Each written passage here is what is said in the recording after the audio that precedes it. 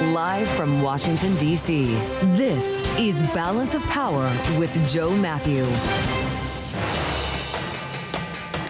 The Justice Department confirms its plans to investigate a top Fed official as the White House maintains its pressure campaign on the central bank. Welcome to the Thursday edition of the fastest show in politics. This is Balance of Power alongside Michael Shepard here in Washington. I'm Tyler Kendall. Joe Matthew is off, and it's a fast-moving day here with a lot of developments, including Fed Governor Lisa Cook saying that she will not be bullied into leaving her post after President Trump elevated allegations of mortgage fraud. We'll have the latest here this hour with Bloomberg's Michael McKee. He's at the Kansas City Fed's annual economic symposium, which kicks off today as we gear up for Fed Chair Jerome Powell's highly anticipated speech tomorrow. We'll give you all the latest to expect there.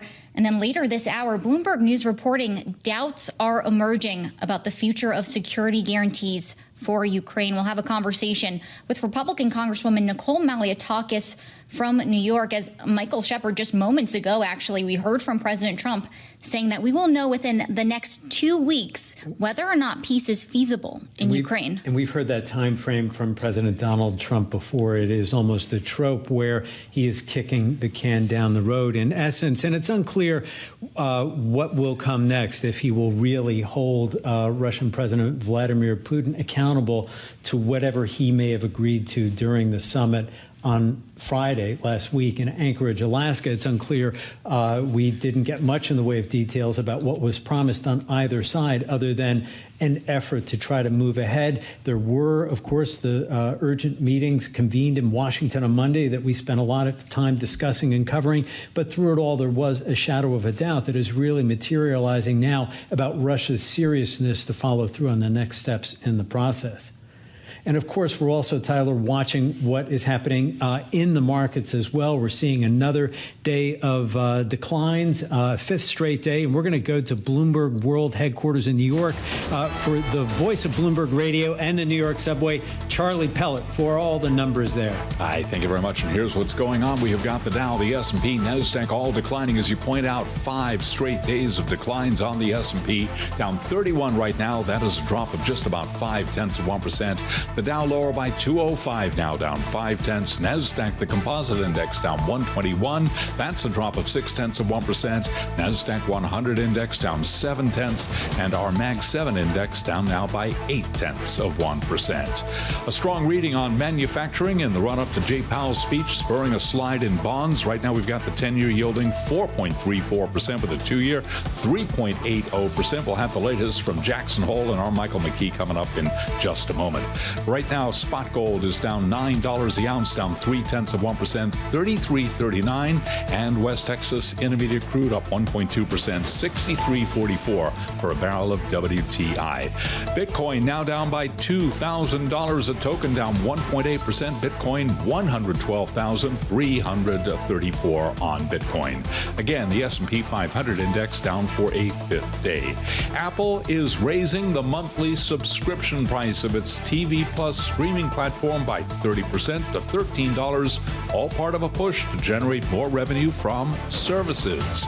Apple, after the announcement, is trading lower. Right now, we do have Apple shares trading lower by 0.6%. Recapping, S&P down 0.5% for on-demand news 24 hours a day. Subscribe to Bloomberg News now, wherever you get your podcasts. And back we go to Washington once again, your hosts, Michael Shepard and Tyler Kendall. All right, Charlie Pellet in World Headquarters for us from New York. Thank you. As always, this is the Thursday edition of Balance of Power on Bloomberg Television and Radio. And it also marks the first day of the Kansas City Fed's annual economic symposium in Jackson Hole, Wyoming. And there is a lot hanging over this year's gathering. Of course, questions about the path of monetary policy and the future of a September rate cut, but also what has been the mounting pressure from this White House on the central bank, as President Trump called yesterday for Fed Governor Lisa Cook to resign over allegations of mortgage fraud. And we did get a statement from Fed Governor Cook yesterday where she said that she will not be bullied into stepping down, adding in part, quote, "I am gathering the accurate information to answer any legitimate questions and provide the facts." And that's where we want to start by bringing in Bloomberg's Michael McKee, senior international economics and policy correspondent, who is already there. He's been there all week in Jackson Hole for us. Mike, we heard from a top DOJ official earlier today saying that he does plan to investigate these allegations. What do we know about the administration's response so far, and what's the latest when it comes to this? Well, the latest is that Ed Martin, who is the Justice Department official that the president has put in charge essentially of finding dirt or getting revenge on Democrats. He's also charged Senator Adam Schiff and the New York Attorney General Letitia James with mortgage fraud, has said that he is going to investigate the allegations sent to the Justice Department by the FA director yesterday, Bill Pulte. Martin went beyond that, though, and put out a statement saying he wants Jerome Powell to get rid of Lisa Cook, to take her off the Fed board right now because Americans are demanding it. Well, that may not be true, but the real issue is Jay Powell has no authority to remove Lisa Cook. The only one who can remove a Fed governor from office is the president, and they have to do that for cause. And there's a lot of questions about whether all of this amounts to cause. So I've been told that Lisa Cook isn't going to get into a tit for tat with Ed Martin or anybody else on this. She will gather her information, work behind the scenes with her lawyers on what happens next. And the Fed is not expecting any changes in personnel anytime soon.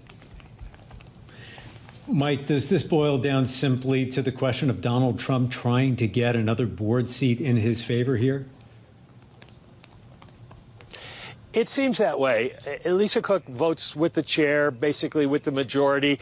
And so if the Fed were to cut interest rates in September, you could expect her to vote that way. Removing her one way or another wouldn't make a big difference in terms of the September 17th meeting. But if the president could get a fourth seat on the board with someone that he had nominated, there is a feeling that maybe he would have more control over what the Fed is thinking and doing going forward. Although the two members he's already appointed, Chris Waller and McKee Bowman, might not be willing to go along with any presidential directive to change interest rates or act in any particular manner. Well, to expand on this, Mike, I know that we talked about it last hour here on Balanced Power, but we have this great story on the Bloomberg terminal today titled, quote, Trump aims to win majority on Fed board with Cook ouster attempt. Can you just give us a little bit more context here about the makeup of the Fed board? And even if President Trump were to get this majority, would that necessarily mean that he gets his way when it comes to rate cuts? Well, it doesn't mean that. The Fed Board of Governors, there are 7 of them, run the overall Federal Reserve System, but there are 12 regional Fed banks headed by bank presidents chosen by boards of directors for those banks. Now, if the president got 4 votes on the 7-member board, that would give the board the power to fire those regional presidents, but that would probably cause a major uproar on Wall Street, and so that's not considered likely. What it may be is that the president is looking for a longer-term sympathetic view towards lower interest rates, and if he got 4 of the 7, then that's a majority on the board. He'd have to convince a few of the bank presidents. 5 of them voted every meeting. And if he could do that, then he would have an easier path to get rates down. But where this all goes is really hard to predict because, as I mentioned, McKee Bowman and Chris Waller have been on the Fed for some years now. They are not considered revolutionaries, even though they dissented at the last meeting. And most of the people I have spoken with here say they wouldn't expect them to vote for rates to go down just because Donald Trump wanted it. It would have to be justified by economic conditions. Well, Mike, one of the people you happened to speak with today, of course, was the host of the event, and that is Kansas City Fed President Jeff Schmidt. He was outlining his view that there is a marginally higher risk of inflation when weighed against the labor market risks. How is that shaping his view of what the Fed should do next? And how does he fit into the ranks of the other folks who will be seated at the table next month in deciding the Fed's policy move? Well, basically, he's saying if conditions continue as they are now, he would not want to cut rates because the danger is higher inflation. Now, that was what we saw out of the minutes of the July 30th meeting when they were released yesterday, that only Waller and Bowman were the ones who were saying we should cut rates now. The rest of them were more concerned about inflation than the labor market. That meeting was before the last labor market report, which showed the big dramatic reduction in hiring and the revisions to previous months. And so there is some concern about what's happening in the labor market, but the unemployment rate barely moved. So if that stays the same and inflation ticks up a little bit, then it's going to be much harder for the Fed to decide to cut rates. And it looks like Schmidt would be in the majority in that case. Bloomberg's Mike McKee out in Jackson Hole. Thank you so much for all your reporting. We're going to turn now next to Lydia Boussour. She is the EY-Parthenon senior economist. Thank you for joining us, Lydia. I want to keep with the Fed for the moment. Lydia, in about 21 hours from now, we're going to be hearing from Fed Chair Jerome Powell. What are you going to be listening for in his keynote address at Jackson Hole? This will be, in a way, a valedictory for him as Fed chair. Are there any messages you will be trying to divine from his comments? Yeah, so there's a lot of anticipation ahead of the speech. I think, Fed Chair Powell will want to keep the options open when it comes to the September meeting. So there's a lot of talk about that September rate cut. I don't think we're going to get a strong signal as to what the decision in September will be. But Fed Chair Powell will be highlighting some latest developments on the outlook. So he might acknowledge what we've seen in the labor market in terms of softening in labor market conditions. And importantly, he's going to be covering the conclusion of the revision of the Fed's framework. So we're going to hear about that. I think it's interesting that it's happening against a very different backdrop than the last one in 2020. We have an economy that has gone through the pandemic. We've seen a new paradigm when it comes to inflation, with now people concerned about persistently high inflation. So I think the Fed will want to take that into account in their review. And of course, a large part of this conversation does have to do with tariffs. And it's worth mentioning that we did get some tariff news earlier today. The White House and the European Union putting forth this joint statement, perhaps a step in the right direction towards getting pen to paper when it comes to finalizing that agreement for 15% tariffs on EU exports in place, though not yet in place for those sector-specific tariffs, including autos. Lydia, are we actually getting the sort of clarity that we need around tariffs to have this more precise economic forecast, the sort of precision that policymakers need to have in order to make these types of decisions? No, I think we have a backdrop in terms of tariffs that remain highly uncertain. So I do believe that, with these higher tariffs and the lingering uncertainty that we are seeing on the policy front, we continue to see a downward pressure on economic activity from all that uncertainty. If you look at tariffs today, the average tariff rate is about 18%. We were at 2% last year, so that's a significant step up. And we are starting to see the impact of these tariffs on the economy. So if you think about the outlook in the second half of the year, I do think that this slower economic momentum that we are seeing in the data, in the labor market, but also if you look at the underlying trend in GDP growth, when you look at real final sales to domestic purchasers, we have a clear indication that the economy is slowing down. And in the second half of the year, I think that's a trend that will be sustained. So we do expect to see below trend growth in the second half and heading into 2026.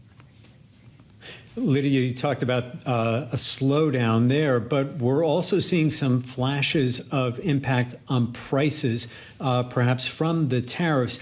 What is your read on that, on the inflationary impact of these import levies, and how much more will we see going through the end of the year? Yeah, I think the inflation picture is quite complicated at the moment. There are a lot of cross currents. If you look at the latest CPI reports, I think that was a clear indication of all these cross currents. We have services prices, which had been a key source of disinflation pressure. They showed some renewed momentum in July. At the same time, on the goods side, we had clear indication of pass-through in June and then more moderate pass-through in July. So there is a lot of noise, and it's really a reflection of this sort of messy and uneven process when it comes to the tariff pass-through. But companies are starting to see some pressure on their margins. Higher tariffs are leading to higher cost, and they are leading companies also to start pulling back on hiring as well. So the impact of tariffs is really starting to show up, and I think it will continue to build in the second half of the year. Can we talk just a little bit more, drill down a little bit more here, including how it pertains to the consumer? I'll add another headline that we got here today, which is Walmart missed profit expectations for the first time in 3 years. Lydia, will slower income growth limit the extent to which firms can pass on these costs of tariffs? What are you watching here when it comes to that dynamic? Yeah, we are definitely expecting real income growth to slow in the coming months. And that's really driven by both that softening in the labor market, which is the key pillar of consumer spending growth. So that's going to lead to slower labor income growth. And at the same time, you have that renewed reacceleration in inflation. We've seen core inflation, above 3% for the CPI. So that those higher prices, they're also going to be eating into consumers' purchasing power. So if you think about real income growth, you're definitely going to see a slowing trend. That's already visible when you look at the data. Consumers have been actually spending above their mean if you look at the annual trend in consumer spending and real disposable income growth. So as you move ahead, you're starting to see some erosion in those fundamentals that are driving the consumer. So yes, for now, consumers are still resilient. I think the retail sales data were encouraging, but there are clear signs that with a softer labor market, with that inflation pressure and also confidence remaining depressed, we're going to see that slower momentum in consumer spending being sustained in the coming months. Lydia, you talked about a slower labor market. How much more will this influence Fed policymakers? We did hear earlier today from the Kansas City Fed president saying that he was actually more worried about prices than the labor market risk at this moment. But what is your take? Which in the balance weighs more at this point?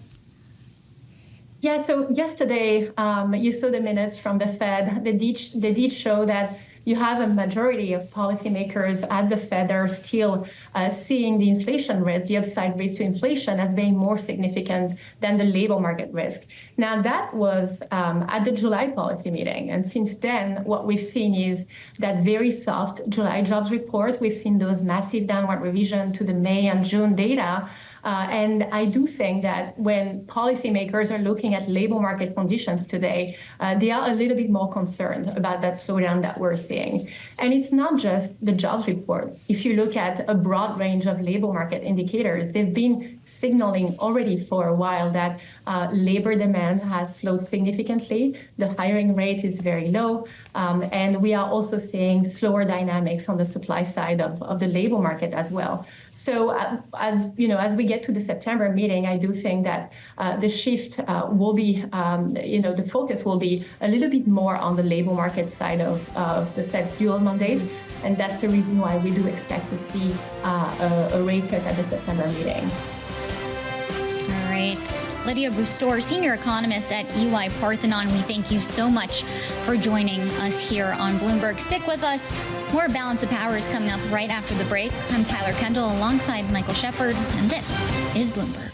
This is the Thursday edition of Balance of Power on Bloomberg TV and radio, and we saw a big development today surrounding one of President Trump's legal woes that now sounds like it's turning in to a pretty big win. A New York appeals court striking down a massive $464 million fraud penalty against the president and his companies in a civil suit over his asset valuations. Now, the New York Attorney General, Letitia James, has already responded, saying that she will seek an appeal. And that's where we want to bring in Bloomberg's June Grasso, the host of Bloomberg Law on Bloomberg Radio. June, thanks so much for being here. Can we just start out by getting some context into this case? Why was President Trump facing such a massive penalty in the first place? What led to this? Well, the New York Attorney General sued him for fraud, saying that he overvalued his assets when trying to get loans. So if you remember, there was the Trump triplex that he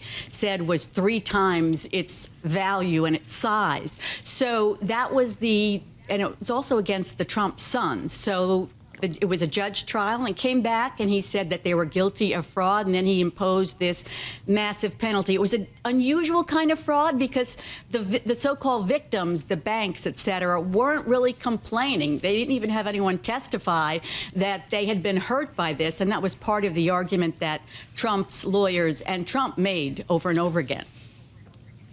June, is the issue really in this penalty being set aside just a question of its size, or is there more to it than that? This was a very confusing 300-page opinion, and it took almost 11 months to come down with it. Normally, these opinions come down, maximum a couple of months, and that's because the judges were all over the place. 2 of the judges said they would have ordered a new trial. 2 of the judges said the fraud conviction was justified, but the penalty was too large. 1 of the judges would have dismissed the case entirely. So what does stand, though, is that they said that the fraud conviction was justified and just the penalty was excessive. They said it wasn't a cataclysmic loss, so that it violated the 8th Amendment to the Constitution, which outlaws excessive fines. And, that is the big takeaway from this, because they also said, the majority of them said, that Attorney General Letitia James acted within her authority and she was vindicating the state's interests. You know that Trump has claimed, and in fact the Justice Department is investigating Letitia James, saying that she violated President Trump's civil rights by bringing this action. So it's a very confusing kind of decision, but what stands is that enough of the judges thought that the verdict was excessive. I mean, it was about 355 or something, and then it ballooned to over 500 with the interest penalties. Bloomberg's June Grasso, thank you so much for your insights on this. I'm sure we'll be talking about it again. We're going to bring back our political panel here on Balance of Power. That's Maura Gillespie from Bluestack Strategies. She is the founder there and a Republican strategist. And we're also joined by Julie Roginsky, who's co-founder of Lift Our Voices and a Democratic strategist. Thank you both for hanging in there. I want to turn the topic now to events happening in Georgia. Vice President J.D. Vance is there with a handful of Republican lawmakers to try to sell to voters the one big, beautiful bill. That is the tax package that was signed into law by President Donald Trump earlier this year, a pillar of his economic policy. But Maura, I wanted to turn to you to ask about how it is sitting with voters, including Republicans, and why they need to do this sort of sales campaign on the road. They definitely need to be organized in their messaging, because early polling showed that the American people were not happy with the big, beautiful bill, largely because of the cuts to healthcare programs that have been largely popular. So this effort, I think, is twofold, sending J.D. Vance out there. He is pretty intelligent, and so he can speak to, here's the numbers that they're seeing. The part of it, too, there is that these impacts are not going to be felt directly just yet. So a lot of it is kind of semantics. It's Democrats versus Republicans. Democrats telling you that, you're going to be hurting. Republicans are saying that 85% of earners or the top bottom 85% of earners are going to be benefiting from the tax cuts. So it's basically a messaging war right now. And Republicans feel like they need to get out ahead of it because they're currently losing that messaging war. I also think that sending J.D. Vance out there is to keep him kind of out of what was happening earlier this week with Zelensky coming to D.C., with the conversations regarding Ukraine, just because he has been pretty adamant about America not being involved. And so the switch that Trump has taken, the president has taken on that message, there's that divide. And so rather than show it so glaringly, they're separating the two to have him go tout around the country about the big, beautiful bill, while the president is trying to show his foreign policy chops here in the United States. So I think there's twofold to the tactic of sending J.D. Vance out to Georgia. And Maura, another aspect here, much to your point, is that a lot of the tax cuts we saw in this tax bill are front-loaded, but still a lot of voters aren't going to feel those impacts until 2026 compared to the spending cuts that are coming a little bit further down the road. But still, Julie, as we see the administration try to explain these benefits, I'm wondering how Democrats are trying to organize around a message when they're going up against big officials like the vice president now on the road. Well, you only need to see what's happening at the few Republican town halls that are being held during August recess. People are furious, and they're not people living in New York City or San Francisco. They're people living in places like Nebraska and Iowa.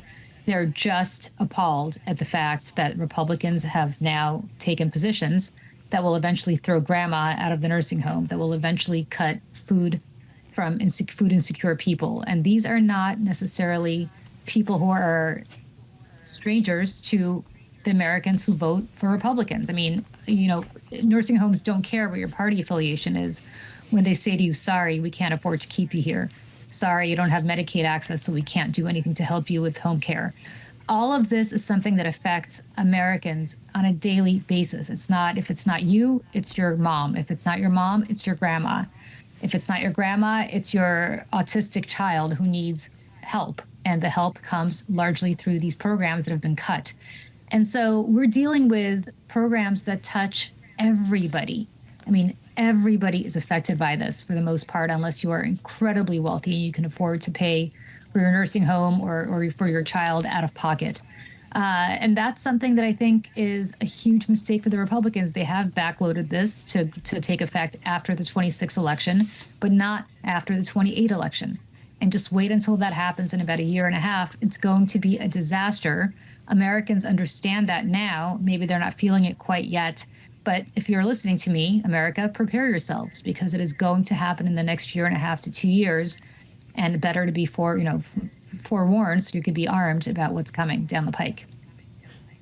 Julie, I wanted to keep with you on this next question. And you're describing a picture of really an angry Democratic base, and perhaps a motivated one. And yet we do see findings in the New York Times published yesterday that voter registration for the party is down in as many as 30 states across the country, including some Democratic strongholds like Massachusetts and even California. How do you explain that? And what can the party do to turn that trend around in time for 2026?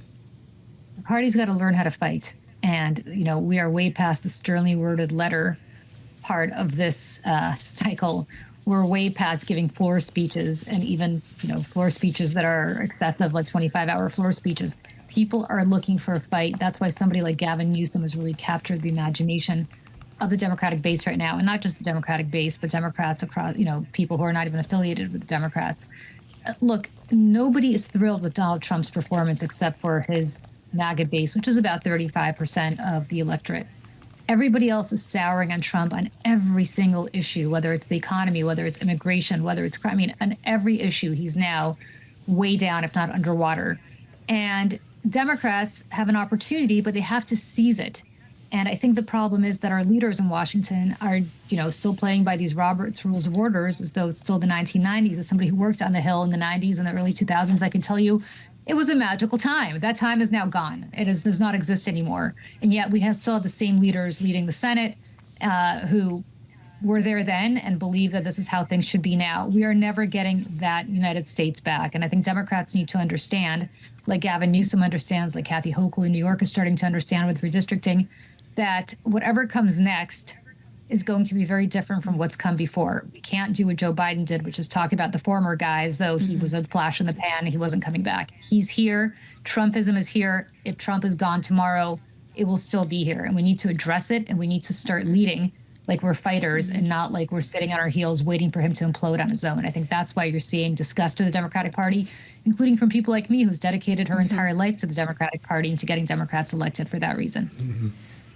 All right, and Maura, in just our final 30 seconds here, another headline from that New York Times analysis finds that battleground states are swaying to the right. If what Julie's saying is correct, how do Republicans then maintain momentum against the sort of organizing that she's foreseeing from the Democratic Party?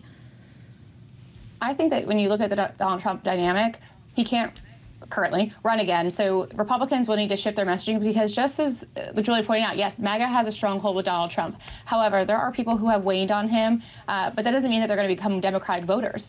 So you have to appeal to them as well. And so for Republican leadership and for those who are running for office in the Republican ballots, they need to be thinking, how do I message and how do I convince people who are looking to vote for Republicans, who are more pragmatic, speak to them about what they're doing for their communities, talk more locally, and try and avoid some of the fray that Donald Trump tends to swarm the conversation in. That'll be their best ticket to winning and to fending off the Democratic push.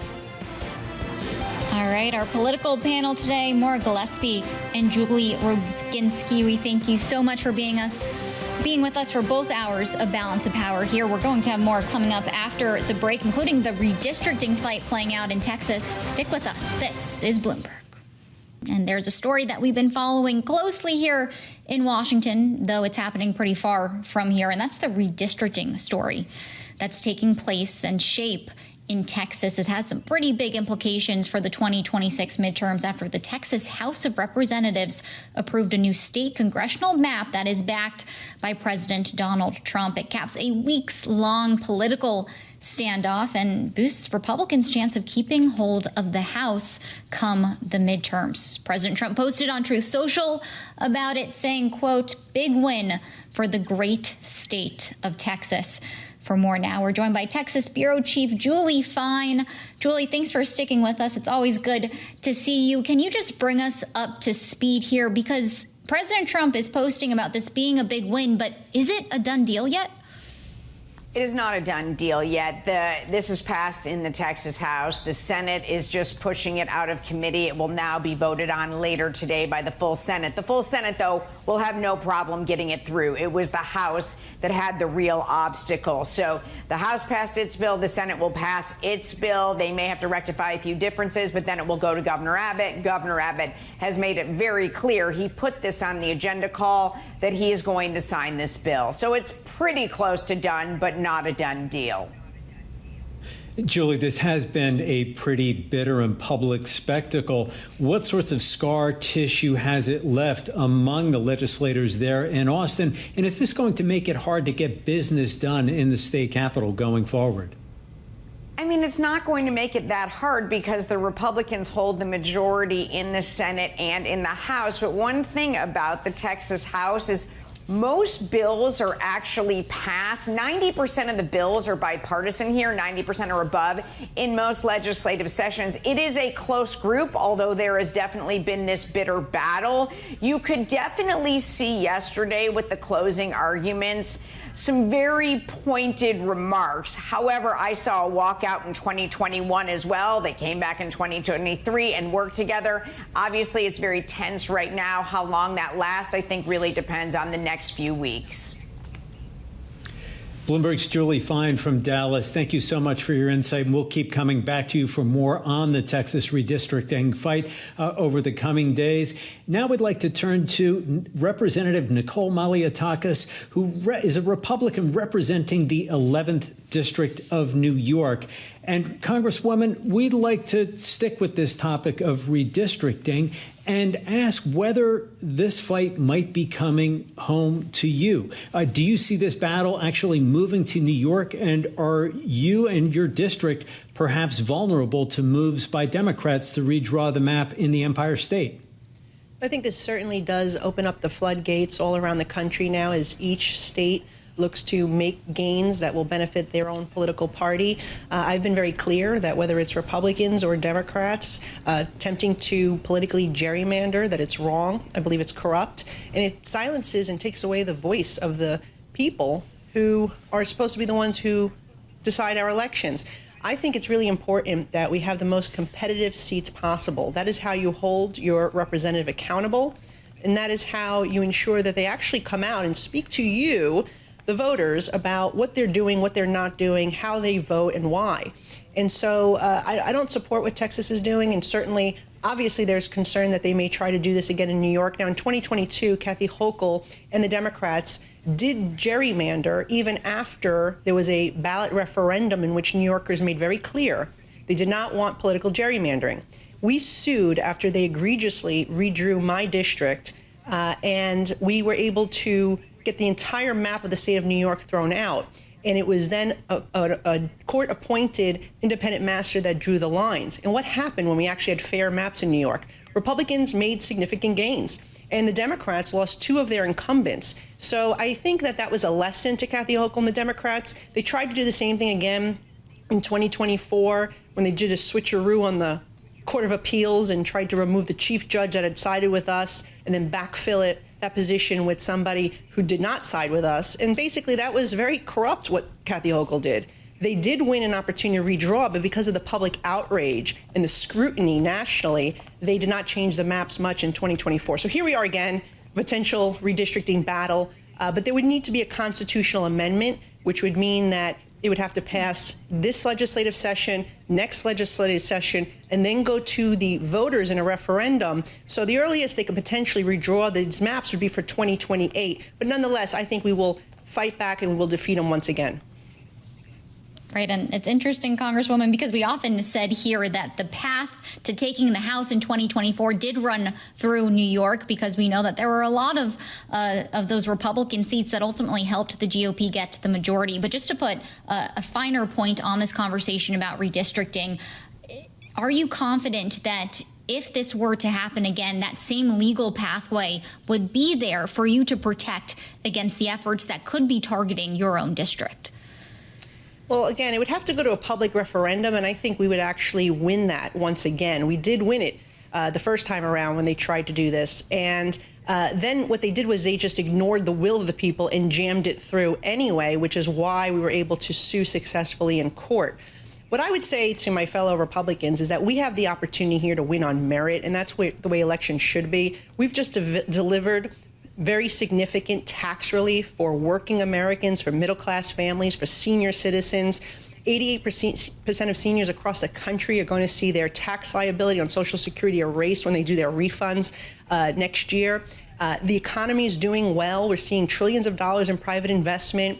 We're seeing a lot of good things that have happened, whether it's prices coming down, energy costs coming down, mortgage rates coming down. And I think that we need to make sure that we're going out and talking about these successes, because we're going to win on merit. We don't need to stoop to what the Democrats tried to do in New York, which is they could not win on merit in debate, which is why they redrew our maps or attempted to do so. So again, I think this opens up a slippery slope. I don't want to see it happening. And aside from that, it shouldn't be happening only once a decade after the census, which means the next redrawing of maps should be in 2032. Congresswoman, when we talk about the question of winning on merits and on debate and on the issues, today we see, and in fact this hour, Vice President J.D. Vance joining some of your House Republican colleagues in Georgia to try to pitch the benefits of President Donald Trump's tax legislation, which you, of course, had a role in getting through the chamber. Why do you think there is the need to make this sales pitch to the American people? Have you detected any concern among your constituents? And is there an issue with the messaging itself from the party about what may be beneficial in the legislation? I think there's a lot of misinformation and there's a lot of confusion. The Democrats have said one thing and the Republicans are saying another. And so I think it's important for Republicans to be on the offensive, because we are proud of this piece of legislation. It is the largest tax cut in history. It is making sure that the child tax credit not only gets extended, but gets increased. We're helping workers, from tipped restaurant workers to Uber drivers to middle-class families like the ones I represent. State and local tax relief, significant for New York. They're getting hammered by the Democrats, whether it's property taxes or income taxes. This is going to give them relief. I think in some cases in my district, we'll see thousands of dollars in savings for families. And the senior deduction, 51 million seniors across America are going to get relief and keep their Social Security paycheck without the government taking tax dollars from them. So what I would say is that this thing's going to sell on its own. I have confidence that when people do their taxes in 2026, they will see the significant relief for the 2025 tax year. And you'll see the economy, again, continuing to grow. We're seeing GDP growth. We're seeing trillions of investment in private companies, domestic and foreign, expanding operations, expanding manufacturing facilities here. It seems every week, if not every couple of days, that President Trump is announcing a new company that is expanding their operations, particularly in the automotive sector, pharmaceutical, tech sector. This is really all good stuff for our economy. And I think come a year from now, when we're in the midterm elections, people will see the benefits, and they'll see that the fear-mongering that many of the Democrats were committing were simply fear-mongering, right? They'll see that the Medicaid cuts that they said were going to take place did not happen, that seniors, disabled, children with disabilities, all children, pregnant women, people below the federal poverty line will not have any of their benefits touched. They'll see and they're seeing it regularly, how those who are the fraudsters are getting prosecuted. And I think overall we'll be shown to be the truthful ones in this debate.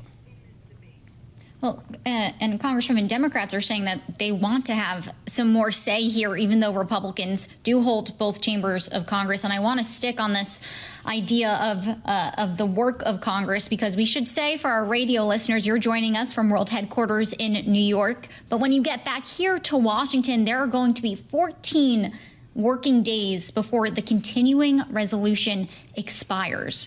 Are we going to just keep seeing continuing resolutions through the rest of the year, or are we at risk of a shutdown if Democrats say that they're not able to come to the table in a meaningful way?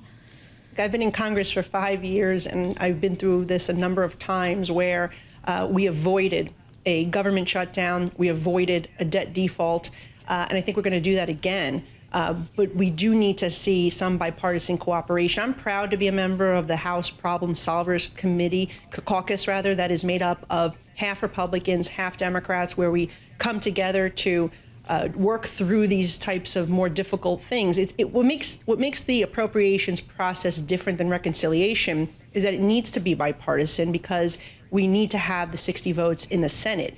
And so there's going to have to be Democrats and Republicans coming together to avoid a government shutdown. Now, whether that means we're going to have to do a continuing resolution, I imagine it will probably be a short-term continuing resolution.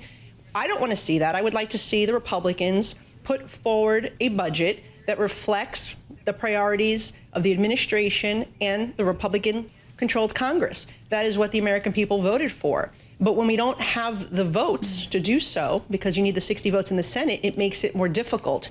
We'll probably see some changes, some additions it won't be just a plain continuing resolution. There would have to be a little more to get Republicans on board and deliver for our constituents. So I think that we'll see how things play out, but I am confident that we will avert a government shutdown, just like we've always have since I've been there. And Congresswoman, are you confident in the 30 seconds we have left that all Republicans will fall in line on a continuing resolution when it comes down to it? I have confidence that they will not all fall in line. That I'm pretty sure of. And that happens with every continuing resolution. There's always a group of the Republicans that do not want to support a continuing resolution, or they've never voted for a continuing resolution and don't intend to do so now, which is all the more reason why this needs to be a bipartisan process. And I think that, I've supported the continuing resolutions. I think there may have been just one that I voted against for border, because the border was not secure. And I think that you're going to see a large majority of the Republicans support it and a small minority of the Democrats support it. That's probably how it would play out in my prediction. All right. Republican Congresswoman Nicole Malliotakis of New York. She represents New York's 11th Congressional District. Thank you so much for joining Bloomberg. And thank you for joining this early edition of Balance of Power. Mike and I will be back at 5 p.m. Eastern for the late edition. Bloomberg Business Week Daily is up next. Stick with us. This is Bloomberg.